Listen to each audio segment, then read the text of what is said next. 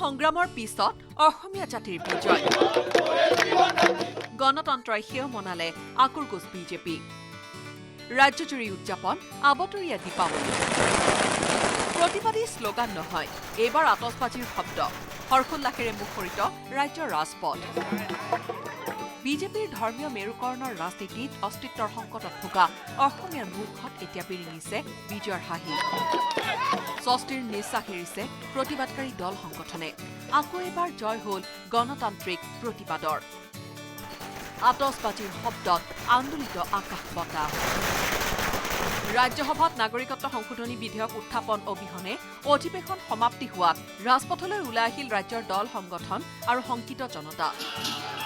চৰাইদেউ জিলাৰ সোণাৰীত ৭০টা সংগঠনে ৰাজপথতে বিহু নাচি আতচবাজি ফুটাই উদযাপন কৰিলে বিজয় উৎসৱ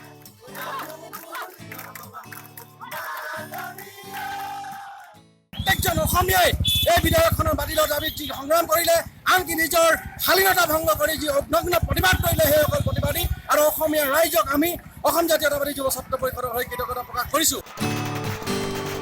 ইমান দিন প্ৰতিবাদে উত্তাল কৰি থকা তিনিচুকীয়াত থানা চাৰিআলি মুহূৰ্ততে পৰ্যবেক্ষিত হল বিহু তলিলৈ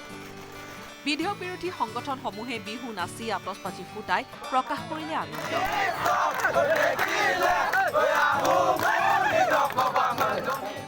হাইলাকান্দিত হাতে হাতে পতাকা লৈ বিজয় উৎসৱ পালন আছুৰ তেজপুৰত আতচবাজি ফুটাই আনন্দ উল্লাস প্ৰদৰ্শন কৰিলে বিধেয়ক বিৰোধী মঞ্চ কৃষক মুক্তি AJYCPকে ধৰি বহুকেইটা দল সংগঠনে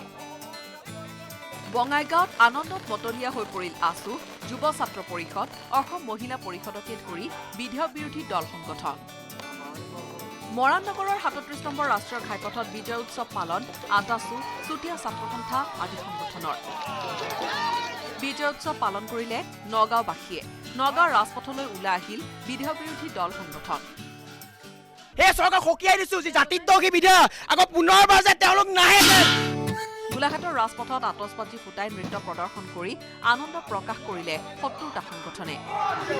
উখল মাখল ৰঙিয়া হৰ্ষোল্লাস আৰু জয় আই অসম ধ্বনিৰে AJYCPয়ে মুখৰিত কৰি তুলিলে ৰঙিয়া ৰাজপথ ইয়াৰ উপৰি জাগিৰোডকে ধৰি ৰাজ্যৰ আন আন প্ৰান্ততো পৰিলক্ষিত হল আনন্দ উল্লাস